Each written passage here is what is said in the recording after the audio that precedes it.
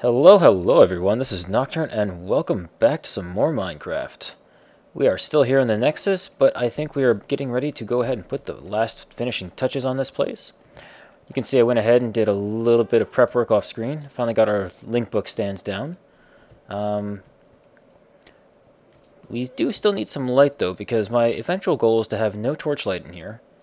Only because they're so very simple and, well, vanilla.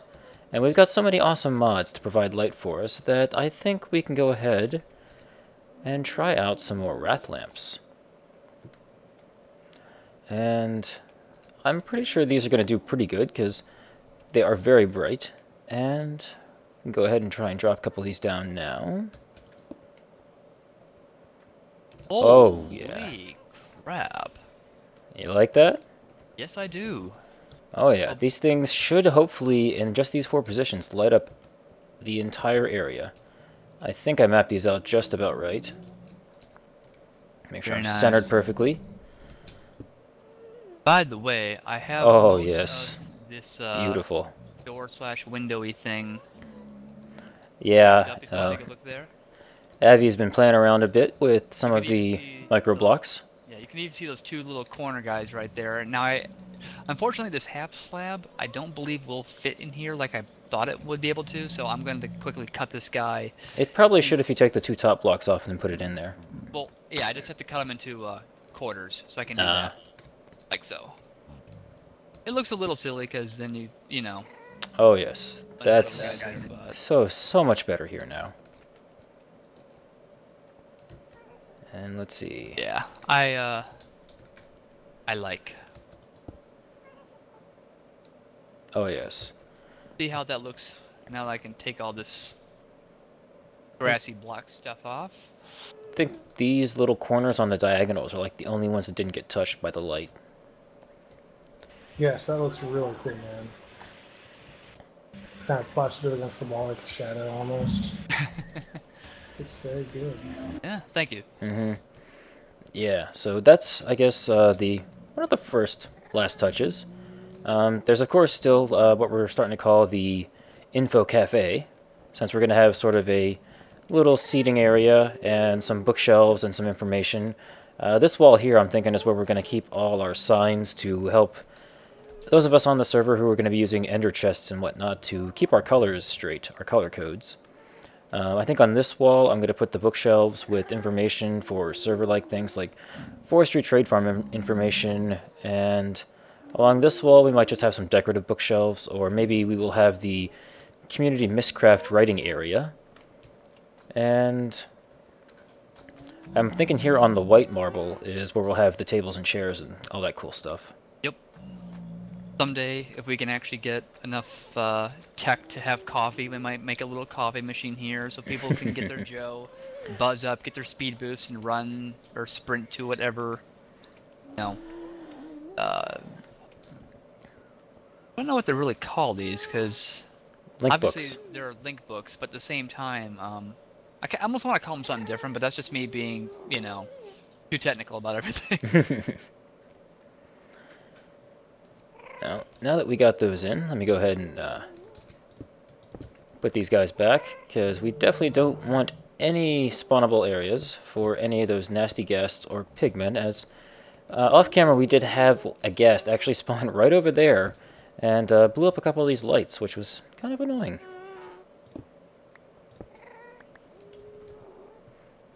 So just some last finishing touches to the walkways here.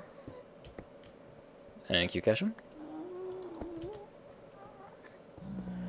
And then we can finally work on why I have these little interesting holes in the walls. Ah! Where'd my saw go? Somebody else pick up that last marble? Yeah, I was gonna just saw it right now, but I don't have my saw. Where'd it go? No, there we go. Alright, cool. So, my idea for back here, since we're trying to bring as much of the overworld into our Nexus as possible, what is the one thing that you can't bring into the Nether, no matter how badly you'd like to? And do anything with it? Any guesses, Kesh? Oh, I know. Well, of course, I've been discussing it with you. I can't think of it. Hold on. Well, no, I can't think of it. No, we're not having community Vadras. Community vouchers Ninja. would be nice, though. Admittedly, No, that would no. be hilarious. The answer, for those of you who may have already guessed it, is water. You can't bring water into the Nether, no matter how badly you'd like to, ever since they fixed the whole ice cube thing, which is unfortunate, because that was nice. Technically, you might be able to use UU to create water source blocks, although we're not certain if you can actually place them in the Nether and actually get them to do anything. Yeah. Even though I say I'm going to be doing something with water here, I still technically can't just put water here. Because of the whole, like, if I was to try and take my bucket of water, as we all know from vanilla, it instantly vaporizes, because it's too hot here, I guess. It is hell, I suppose, so makes sense. So what are we going to do? I love how water instantly evaporates, and yet we're just fine, despite being 80% water. Minecraft logic. It all makes sense. Touche. So what I would like to do is create a new multi-block structure, this one coming from Noc'Craft. This one is actually going to be a fluid tank. Railcraft has its own, but we are not nearly far enough along with resources and gathering and whatnot to be able to build those. Those are very, very expensive when it comes to iron and require buildcraft power, which is something we haven't gotten into yet, but I think would be a lot of fun to start on once we're finished here in the Nexus, probably next episode. So there's a few things here to kind of talk about. I've discussed multi-block structures in the past, and these are fairly the same, except in this case you need to leave the entire inside open. And when it comes to Noc'Craft tanks, you can build them out of any material you want, unlike the Railcraft ones, which we'll get to one day, and I'll kind of go a little more into the differences then, but just know that Noc'Craft ones are way more convenient for early game, because you can build them out of any solid material you want. You can't build them out of dirt, gravel, sand, and stuff like that, because, I don't know, you're trying to contain liquid, and dirt doesn't do a very good job of that. So, how do we build this thing? Well, for the most part, like I said, you create your structure, then you simply need to craft a couple of these valve blocks, which you can make like this. You need some of these new blue engineering bricks, which I haven't shown you yet, some iron bars, and a bucket. And of course the blue engineering bricks, very simple, some stone brick, redstone, and blue zicordite, which of course you get this from, well, not that one, from smelting the zirconium you dig up in the world. Very easy. So what we're going to do is actually these two holes I've left open on purpose for our valves. And you don't need two, you only need the one, but I've got some thoughts, some future ponderings that we might, instead of water, turn this into a bit of a community liquid storage, and we'll want a way of both inputting and outputting fluids one day. So hence, two valves. So I'm going to go ahead and put the first one here on the bottom. And I think when we can start getting into needing to output and input, I'll go a little into more detail about those valves. But for the moment, just know that we want this one on the bottom because it will be useful for future purposes. So now I'm going to hop up here and pop these guys out so I can actually get out. Move this leaf block. Hello. And now, what we're going to do, I think I can go ahead and cover that up. We need to, if you could get up there, Keshem, and clear out the last of that netherrack for me.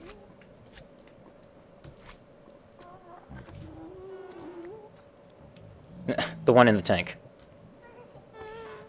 Oh. Yeah, thank you. I misunderstood. Yes, in the tank. Yeah.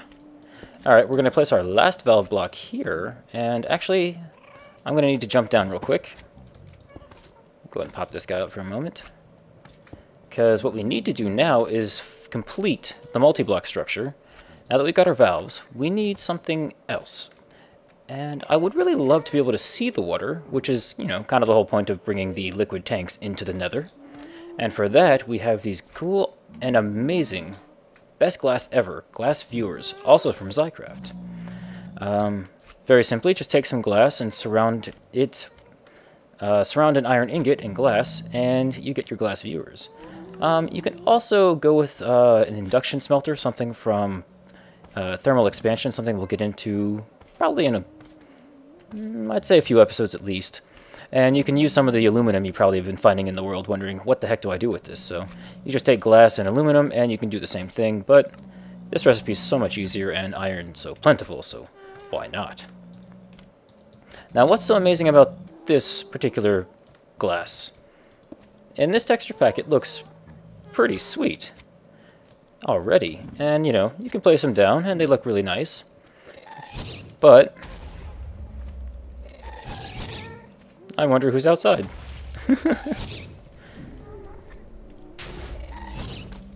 Would that be Ninja? I'm killing these guys. Alright, thank you. Fixing the noise pollution problem. I appreciate it. Oh, you ghastly nethery sounds. Good lord. Anyway, these are awesome.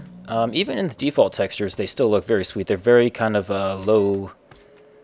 I don't know, I want to say impact, but they don't have very much in the way of all the spots like vanilla glass does, so it doesn't get in the way of you looking at things. But what's awesome about Noc'Craft glass, and some of the glass that we're going to be getting into with Noc'Craft, is when you connect them together. Watch this. Boop. Oh dear God, we pissed them off. Uh-oh. Somebody angered the pigmen. Clearly they cannot appreciate advancements in glass technology. Look at this. Oh my God. You get a wonderfully, beautifully smooth glass texture that until you actually go and put your cursor on it to get that little box to show up, your selection box, it's perfectly clear. And by far my favorite glass in the game now, because also you can mine it back up and don't have to worry. So let me go ahead and complete our multi-block and check that out. Now how is that going to be awesome? That's sweet. And actually, let me go ahead and... Nice little blue dots in the corners. Just to give a little extra color in. I love it. And of course, we do still have the problem of... we can't bring water into the nether, so what are we going to do about that?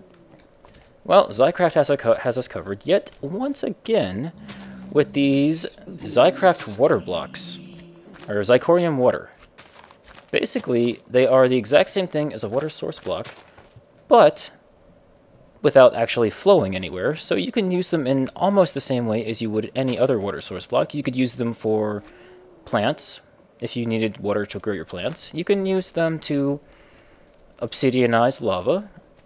Unfortunately, you can't use them to make infinite springs, I don't think. I haven't 100% tested that, but I was actually trying it out earlier with the aqueous accumulator I showed off a couple episodes ago, and the aqueous accumulator did not recognize these guys as valid liquid source blocks, which was unfortunate. But now that we have access to these awesome blocks, go ahead and fill this guy back in. All we need to do, because when applied to a Noc'Craft tank, actually, I forgot, I need to actually enable this guy. How silly of me to get ahead of myself. Anyway, way you now activate this, because really we've just built something, but we now need to tell the game, make this something awesome. Go up to your valve and right click. And now if you hover your mouse over it, you'll notice you get this really awesome texture letting you know that, hey, this is now a multi-block. You guys seeing this? Kind of move your cursor over it. See that texture? Very cool. And of course, now that we know it is a multi-block, we can right-click, and now we have access to our Noc'Craft multi-tank, which in this one will hold 432 buckets of fluid. Dude. Mm-hmm. I like. And as I was starting to explain before, these Noc'Craft Zirconium water blocks have a special function when attached to Noc'Craft multi-block tanks. And let me go and plop this guy in and check it out. Oh, wait. Oh. Go ahead and right-click. You can actually watch it fill up.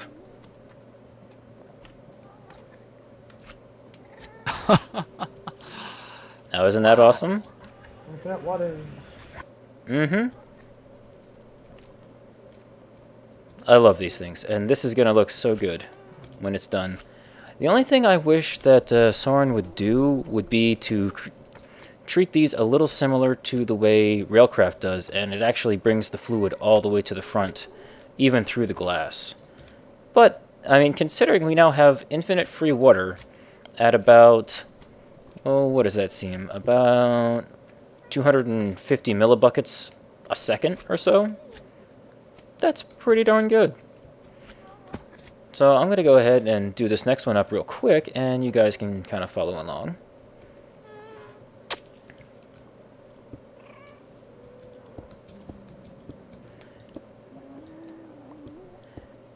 Need to get up one more.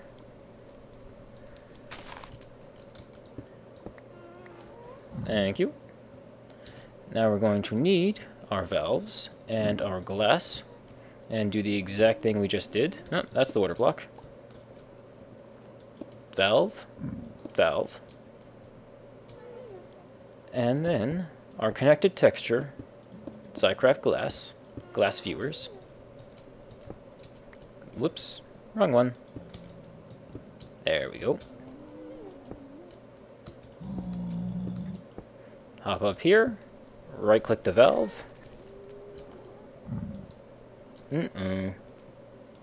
Looks like we missed a block somewhere.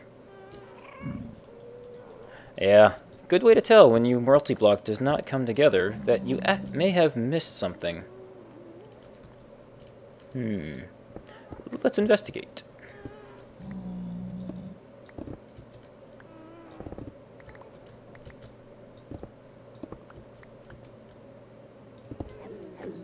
Oh crap.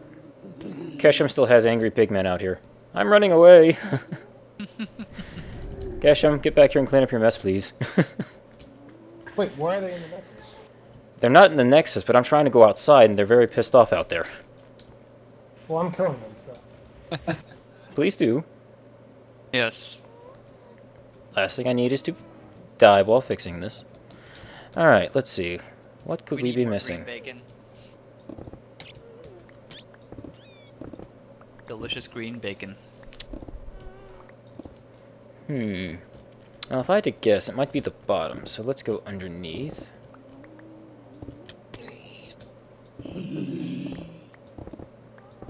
Aha! There it is. Tink. One block out of place. Isn't it always just one? Yep. So now if we come back in here, we should be able to... Still missing one. Well, give me a sec, guys. I will look for this, and I'll rejoin you once I find it. Okay, so silly me. Seems I left a torch in the tank. Thank you, Keshem, for pointing that out. I feel very stupid. So, now let's hop back up here. I ended up moving it back, because I wasn't sure if that's what was causing the problem or not. But, there we go. Multi-tank. And... can plop our water block in. And water. This one finished up while I was hunting around, so this is kind of the look we're going to have. It's actually not bad. And now that we have our tank, I can go ahead and knock these torches out. They were just marking the corners for me. And if we get far enough away, check that out. Got ourselves some water. And it's going to look really good too once I get these other ones in. So we'll go ahead and let that one finish. And this time I'm going to remember to knock the torch out. And I'll do this one last one on camera. And then I'll go ahead and take care of the rest. And we'll see how Avi's coming working on the cafe, since he said he was going to start on that right now.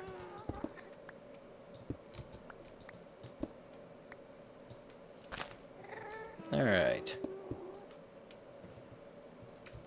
Valve. Come down here. Knock out the netherrack. One last piece of brick.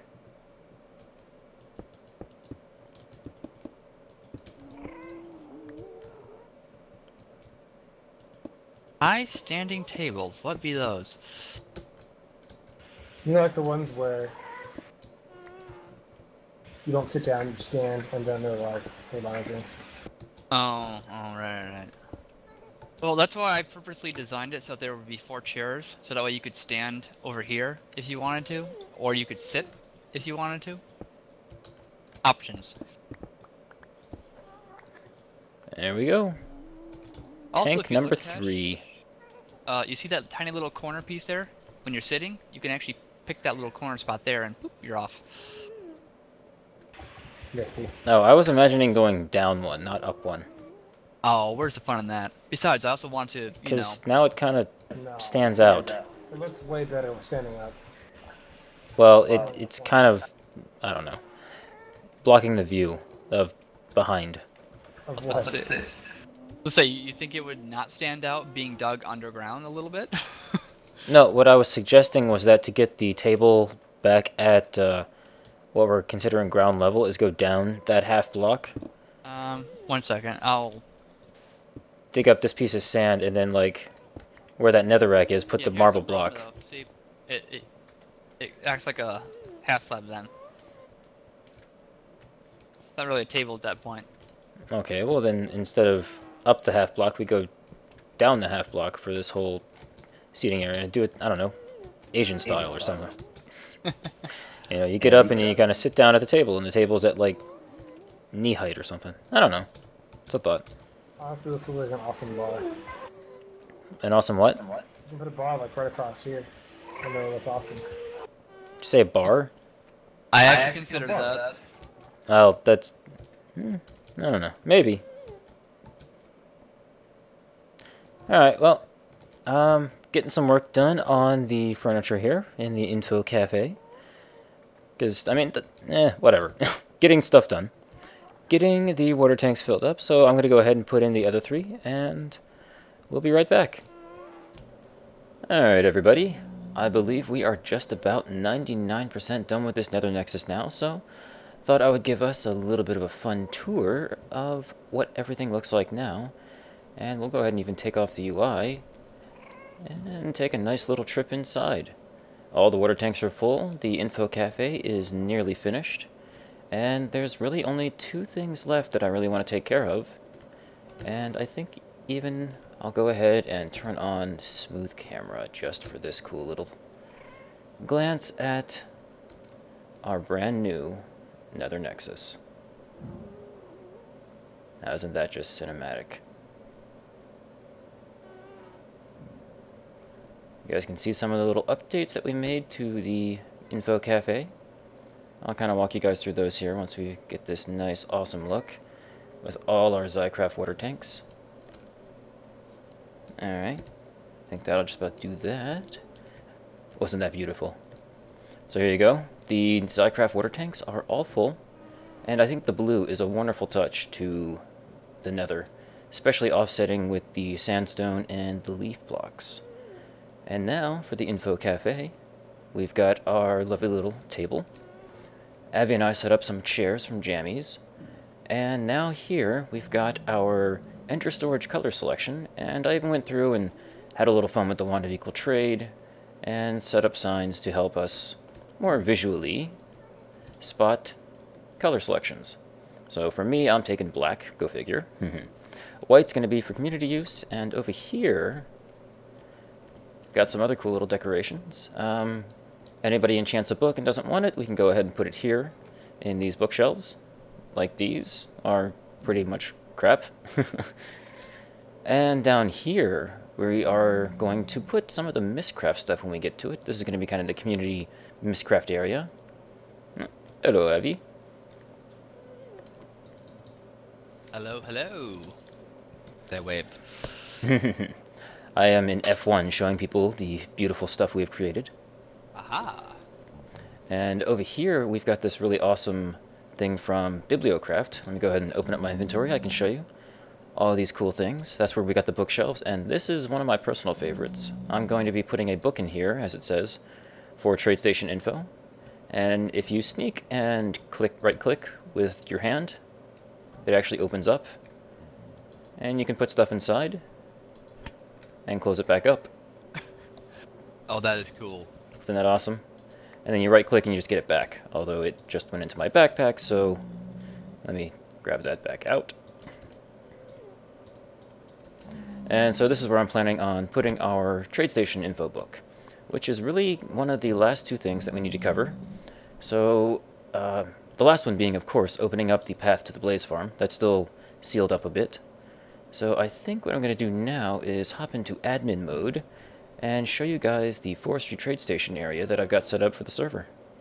So let's go ahead and do that. These are all encased in a very super secret bedrock area, just because they are trade stations that we've set up on the server that contain items that people aren't normally going to be able to get easily. So I went ahead and made some awesome Noc'Craft books. And I guess I can kind of go ahead and explain these. This one's glowing right now, actually. It is known as a interlinking book, and it also will follow me. And I think I'll go into that a little later. So actually, let's go ahead and jump in. And here we are.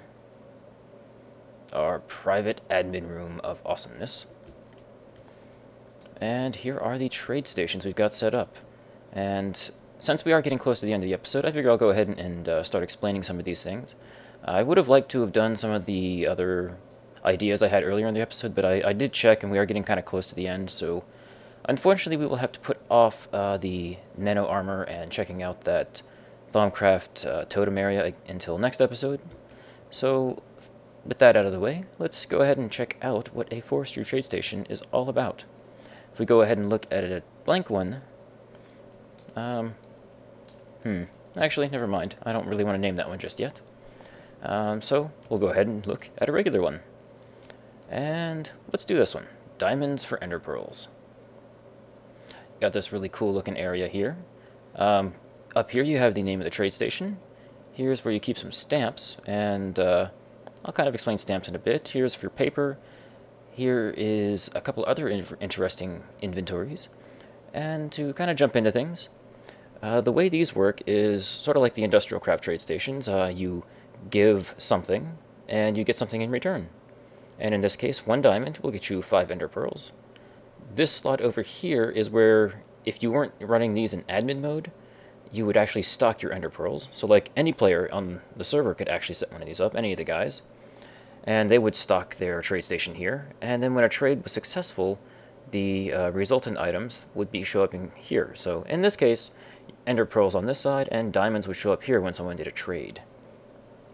Now for the stamps, there's various varieties of stamps, and we can pull those up real quick. Different, just like real world stamps, you've got different prices on them. And the way these work is with forestry, you actually have to get yourself a mailbox and mail in your trade, sort of like, you know, send off for something, and like people used to do before the internet, really, I guess, you know, the mail-in catalogs, and that's kind of what this is. So stamps are ways of putting postage on your letters, and you need to have the right kind of postage to be able to send your letter. And we'll definitely be going into using these because of, well, you may have noticed the names of some of these items, like the mixed metal ingot, the dense copper plate, and the iridium plate. You might be wondering, why in the heck do we have trade stations for those? Aren't these supposed to be real easy to craft? Yes, they are, and I will only say Greg Tech, and again, we'll get to that when we are needing them. So in an effort to bypass Greg's meddling with recipes, we've got these trade stations set up where you can actually access the old recipes by way of the trade station. Indeed, Avi. Greg Tech! And you can see everybody has been going a little crazy with the iridium plates. There's been a lot of people going and teching way up in the industrial craft line. And something else that's really awesome that Sengir added to forestry, you may notice that I don't actually have any of these stocked with anything. That's because if you wanted to make these like I am an admin and accessible to the server for anyone to use, it's not really my own personal trade station, it's just this cool little trade I set up for people on the server. Sengir added the ability to virtualize a trade station, which means it doesn't require supplies. And to do that, you really just come in here, and I believe it's mail, virtualize, and then name of your trade station goes here where I've got the underscores. And of course this one's going to say, I don't know what that is. But if you had a trade station by the proper name, like this one, IR plate, it would say trade station successfully virtualized, and you don't have to worry about stocking things. Although for whatever reason, it does bring the items that you traded with, like these, it does keep them here. So I don't entirely get that.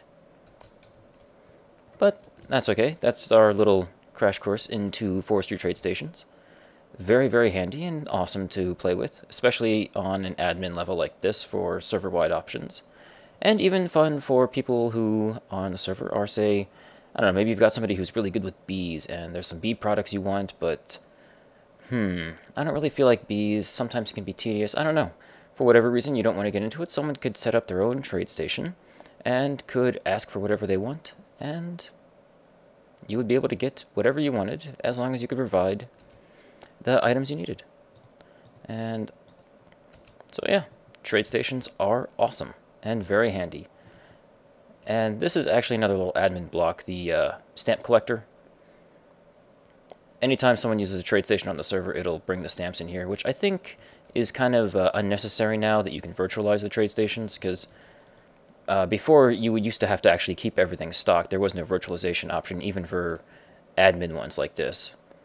So you would actually end up getting your stamps here, and you could use those to restock your trade stations later on. But I think let's go ahead and head back to the house. And I'm going to spend a little time off screen actually copying all those interesting trade station information into this book, and I'm going to put it into that little case you saw there. And that will pretty much finish out another Nexus. We can call it Open for Business. And we'll probably end up closing out the episode just after that, and we will try and get into some really cool stuff next episode. So give me a few and I'll be right back. Alright everybody, got our trade station information all set up. Gonna run through you with these iridium plates, dense copper plates, mixed metal ingots, soul cage. Kinda wanted to pause here for a second, let those of you who know about soul cages just kinda look at this and let your, I don't know, jaws hit the floor. I did mention a while back that on this server we have a special way of getting soul cages, and, well, this is it. I figured the soul cage itself, being just 8 iron bars, the soul cage itself is a little OP, and so I want this to be something that actually takes a little work to get. So, I might be a very evil person, but I feel this should keep us from having to worry about people running around dropping custom spawners every 10 blocks or something. It's something that you actually need to work for and build up to. So us upgrading the Blaze Farm might take a little while, because I definitely will be doing that, but as you can see, we have quite a bit of work ahead of us to do that. And let's see, diamonds for ender pearls, and tungsten for diamond. This would be the Red Power 2 tungsten, not the Great Tech tungsten. So now that we have that, I think I can go ahead and drop my admin books back into my admin inventory, take myself out of creative, and we can go and put this book back. Oh good, the flower pot's back. Abby. And there we have it. Yeah, we were having trouble figuring out where to put the flower pot last night. It didn't seem to want to go anywhere. I thought it would look nice on the table, but unfortunately you can't put anything on these tables, which is kind of silly. I blame Jammy. So, now for the last bit before we call this open for trade and use, would be to come all the way up here. And open up the barrier. And try not to knock the snow walls down.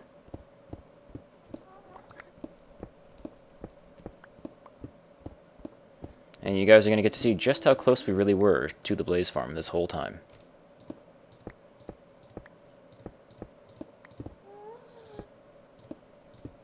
Ta-da!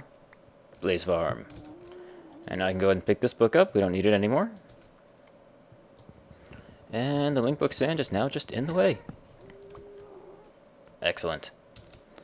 And now, thanks to my longfall boots, I can do this awesome jumping thing I do. Whee! Because that probably would have killed me otherwise. And just one last little detail. Come up here, use a different kind of stand from Noc'Craft, and there we go. You now have access to the Nether Nexus from the spawn house. Here we go. The Nexus is now open for business. Woohoo! Awesome. I think this was well, needless to say, a huge build, but it was quite a bit of fun. One of the first times I really tried to get creative in this game, and I think it actually turned out pretty good. And I definitely wanted to thank Avi for spending some time helping me with the extra creative side of things. Hey, not a problem. It was your idea mostly, so here you keep most of the credit. I don't know if I would have been able to come up with this, the centerpiece. That was a definite nice little breakthrough we had. And so now we can let people come in here and start dropping their own linking books. We've already got Keshem over here. Like I guys showed you way back when I first showed you the first little tiny room, the first beginnings of this place. Still got Keshem's house over here, with all his wild and crazy machines. Things that we will definitely be getting into one day. Interesting. But I think he's going to need to make a new linking book back to the Nether, because the floor used to be up there. Which is why I spawned 5 blocks up. And I think with that, there's really only a couple things I wanted to talk about in this episode, but it's more of the in-depth mod stuff. So for those of you guys familiar with all these mods, I'm going to bid you guys farewell. And for those of you who want to hear a little more in-depth explanation, we're going to go ahead and jump back into that right now. So for those of you parting ways, I shall see you next time. And for those of you sticking around, let's head back to my house and jump right in. Alright, back home. And oh, never mind, I was going to say the rain stopped, but no, it hasn't. Aww. Anyway, the thing I wanted to go into today was wrath lamps. I never really did a good job of explaining that last time I tried, and ended up cutting it from the episode. So today we're going to talk a little bit about these. Basically the way they work is, like you saw, you place them anywhere and instant light. But what's really cool about them is that they have a range. We're only going to go up a little bit here. That should do. They have a range of 30 blocks, straight down. So anywhere you place these, straight down, all the way 30 blocks, I mean, you can think these would be awesome for lighting up ravines. I think that's even the screenshot picture that is used on Factorization's forum thread. And it will provide light within a radius, I believe it's about 15 blocks, so a diameter of about 30, so you get this awesome 30 down and 30 across circle of light. And what's really awesome about the light is that it's max brightness, so it's like sunlight every single block from the wrath lamp down to the ground, so it's always light level 15, which is perfect. Now there is one little caveat about using wrath lamps for light, and that has to do with the way Neptune ended up writing the mod to create the light. There's no real easy way to alter the brightness of existing Minecraft, so what you have to do basically is generate invisible blocks, invisible untouchable blocks, and then you can set the brightness level on those to whatever you want, and that's what he's done. And the only reason I really bring this up is because if you wanted to, say, light your tree farm, you might have trouble because those invisible blocks will actually confuse the tree sapling, and the sapling will never actually grow because it'll detect a block above it, even though it doesn't look like there's one there. So that's really kind of the only downside with these guys, and that is the explanation I wanted to give you guys a few episodes back, so I hope that was educational for you. And the only real last little tiny detail about these, it's really more of a ugh, is that they take a really, really long time to break. I guess it's just, you know, the whole dark iron is super strong or something. But those are Wrath lamps, and they are awesome. And let's see. Oh, one other thing I forgot to go into is we did find that awesome Noc'Craft World Gen thing, but I never showed you what we got out of it. Got a Flame One Enchanted book, Knowledge Fragment, and we got 2 more records. We actually ended up getting both of the scary ones, which is rather fitting for how scary that place was. Both 11 and 13. And I also wanted to mention that I've actually been making a couple tools off camera. This is the electric wrench and the electric tree tap. Exactly the same as the other crafted ones, but these are rechargeable and will never break. So if we come out to our little rubber tree farm out here, you can see works exactly the same way. But it recharges off my lap pack. So that is awesome. And the electric wrench, again, just like its bronze counterpart, works just like that. However, it has an extra mode on it where if you, I believe, shift... No, it's not shift. It's your mode control key, which I believe I set to, on my configuration, comma. I would believe the default is M. And right-click. You'll note we got a little message. Lossless wrench mode enabled. Lossless wrench mode disabled. Lossless wrench mode means that, like I explained many episodes back, that when you pick up your machines with the regular wrench, you sometimes run the risk of it breaking and just coming out as a machine block.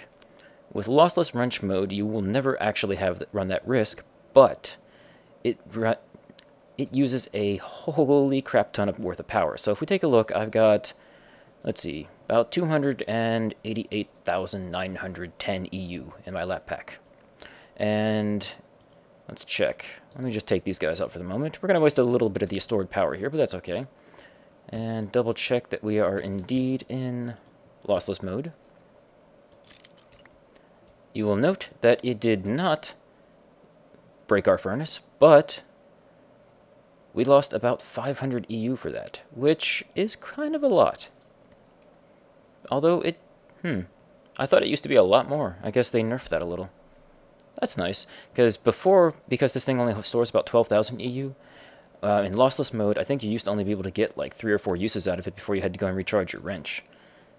So that's just a little bit of thing I've been doing off screen, just something to catch us up and bring us along a little further down some of the tech trees. So I'll go ahead and put these guys back, put my Wrath lamps back. And I guess the last thing to mention is we did end up installing a brand new mod on the server the other day, a special request from Keshem, Doggy Talents.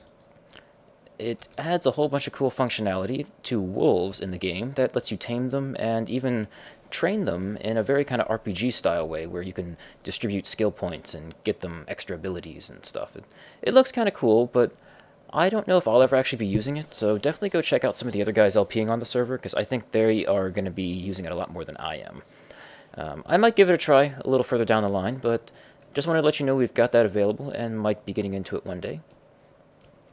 And as far as what we might get into next episode, there's a couple of fun Noc'Crafty toys I wanted to make. And I can actually run over here real quick, because I can show you I did start clearing out some space for that next extension to our Noc'Craft area.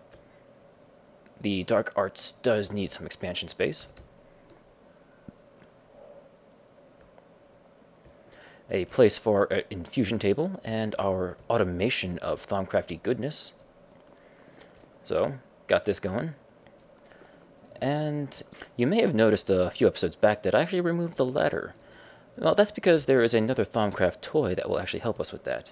And that's something we might get into maybe not next episode, maybe next episode, I haven't quite decided, because there's still the matter of our farms. I did tell you guys that all of these that you see here are very temporary, and I am starting to get a little tired of maintaining these manually.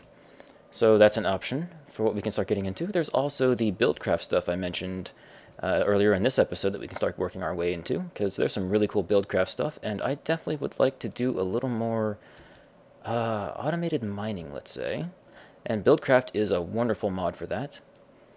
And there's also the option of going back and doing some more industrial craft things. But needless to say, we've got all sorts of awesome things still to check out, and I will be thinking about what we're going to do. So rest assured, next episode we will be doing some more awesome stuff. I believe we're done building for a while, because I've been really aching to get back into the tech mods. So that's probably where we're going to go. So I hope you guys have been enjoying. I hope you enjoyed the little brief explanation. Like I said, we will go into trade stations a little more in depth as we end up needing to use them ourselves.